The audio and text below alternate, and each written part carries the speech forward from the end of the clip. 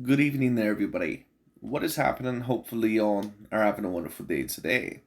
So, when it comes down to it, I thought, of course, that I would give my little fight analyzation and my post fight thoughts, my fight review of the Saul Canelo Alvarez versus John Ryder fight. And, of course, for those of you that did not end up hearing the results, Saul Canelo Alvarez was once again successful in his title defenses at the 168-pound weight division, and he was able to win not by knockout, by unanimous decision. I believe against that of the British contender in John Ryder. I believe the scorecards were a little bit mixed, but they pretty much all decided that Canelo Alvarez had a very dominant performance. And I agree, Canelo Alvarez did look very dominant in the fight, at least against John Ryder, to the point where you could, clearly debate that maybe Canelo Alvarez, he did win every single round. I don't know if I would quite give Canelo Alvarez every single round in the fight. Maybe I would have gave John Ryder 2 rounds in the fight, but either way, it was very obvious that Canelo Alvarez, that his boxing pedigree, that it was way far above that of John Ryder, and that the power clearly was affecting that of John Ryder. Now, the real big question here is about Canelo Alvarez. Was this a good enough performance to convince me that I believe that he's going to defeat that of Dimitri Bivol in that of the rematch? Because, of course, Canelo Alvarez, he stated that he wants Dimitri Bivol in a rematch, still at the 175-pound weight division, which I think is a great fight, somewhat in terms of if Canelo Alvarez does want to, remain as the number one pound per pound or possibly get back to that position. After this performance, do I believe that Canelo Alvarez will beat that of Dimitri Bivol? No, personally, I don't. And this is just my view of it. Canelo Alvarez in this fight, and once again, in the previous two fights, I didn't really know at the point at which he was in his career, and there were certain people that was telling me that, well, I believe that he's getting a little bit older or that he clearly is declining as a fighter.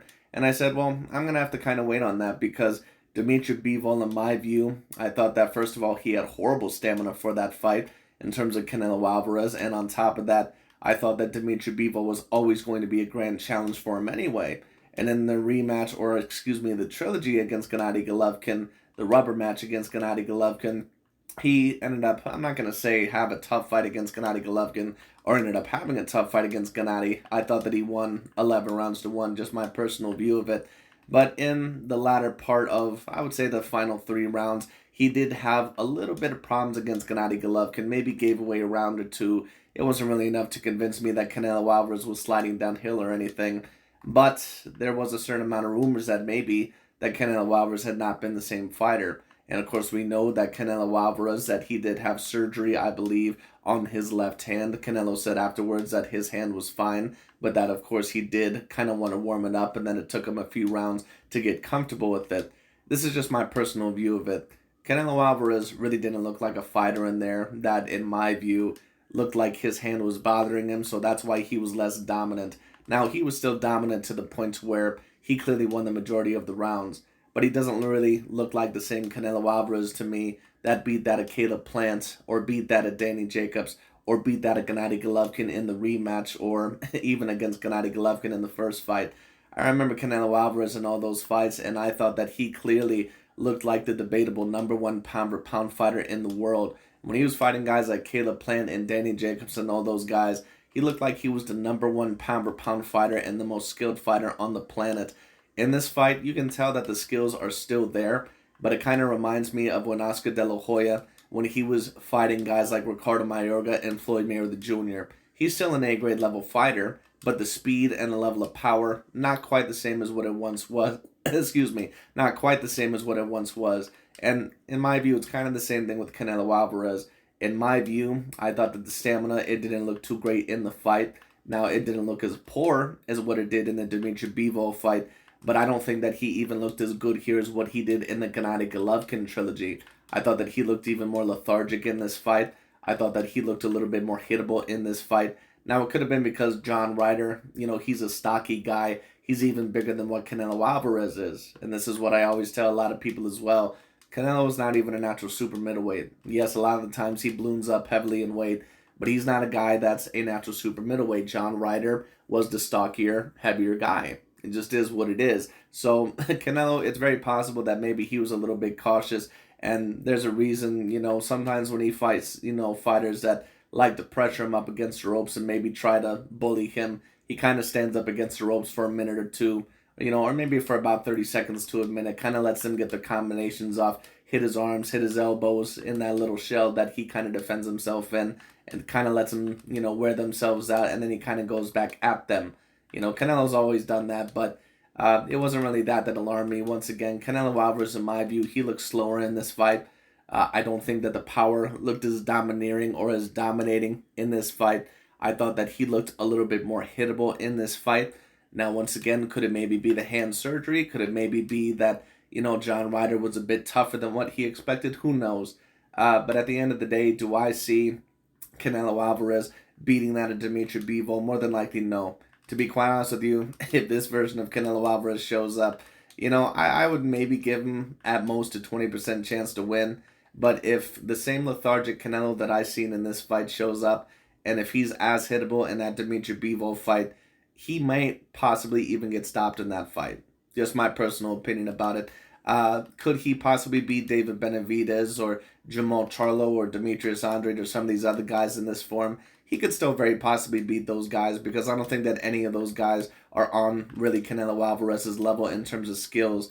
But he would have a very big problem, in my view, much more than what I once anticipated that Canelo Alvarez would with David Benavidez, with the type of gas tank that David Benavidez has and with the size advantage that he would have over Canelo Alvarez. Because Canelo is going to be decently smaller than David Benavidez. So I still think Canelo more than likely could beat that of David Benavidez. But the fight, at least with Canelo Alvarez in this current condition, I would need to see how, the rematch is against Dimitri Bivol. But, I believe more than likely that Dimitri Bivol, just the way that I seen it here, he's still probably going to more than likely win that fight about 9 rounds to 3 or 8 rounds to 4. Not that Canelo Alvarez, not that he's not a greatly skilled fighter, but Dimitri Bivol, he's in the prime of his career. I think that Canelo Alvarez, even at the age of 32, heading on to 33 this year, I believe that he's an aged fighter, and not every single fighter age is the same. Once again, he was decently dominant in this fight. It doesn't really alarm me too much that he didn't end up getting the knockout, even though I predicted a knockout, I believe, within about 7 rounds. He was close a couple of times in this fight, and John Ryder has a great amount of heart, so you have to give him that. I'm not really too super shocked that a knockout didn't happen, but once again, Canelo, in my view, he just looked way too lethargic in the fight. He didn't look like he had the same speed. He didn't look like he had the same amount of power. Like I said, it reminded me a lot of Oscar De La Hoya when he was fighting Ricardo Mayorga. You can tell that he's still an A-grade level fighter, but he's not that same fighter that he once was. He's lost a step in his career, and I do truly believe, after seeing this fight, that Canelo Alvarez, he clearly is aging as a fighter. That doesn't mean that he can't possibly beat that of Dimitri Bivol or David Benavidez. I just don't see it happening with Dimitri Bivol. And if he does lose badly to Dimitri Bivol in that rematch, there's no telling, how much longer his career is going to last, even against fighters like David Benavidez or Jamal Charlo or some of those other guys. I think that more than likely he could still beat guys probably like that of a Jamal Charlo and maybe some other guys, maybe possibly Demetrius Andrade. But David Benavidez would be the biggest threat to him at 168 pounds. He's the hungriest fighter there. He has decent power, not necessarily A-plus level power, but enough power and a gas tank to really threaten Canelo Alvarez if a lethargic version of Canelo Alvarez shows up in that fight. So we'll see what ends up happening. But anyways, we'll see. I do believe that more than likely the rematch between himself and Dimitri Bivol is going to happen. Would I bet on Canelo Alvarez to win that rematch? Not personally. Just my personal view of it. I believe that he has aged as a fighter. Before, I cannot really tell 100% where he was at. But I think that it's very clear now that Canelo Alvarez, very clearly, in my view at least, he's probably about a level down of what he was. He's still an A-grade level fighter, but he's no longer an A-plus level fighter. He just doesn't have the same level of movement, in my opinion, nor the level of speed, nor the same level of athleticism. You can tell that the skills are still there. His defense is still very good. His head movement is still very good. His counterpunching ability and, his offense is still very good. He's still a very great fighter, but he's not the all-time great fighter, in my view, that he was probably a few years ago or even a couple of years ago. I do believe that he has lost a step after looking at this fight, just my view of it. But, you guys might differ from my opinion.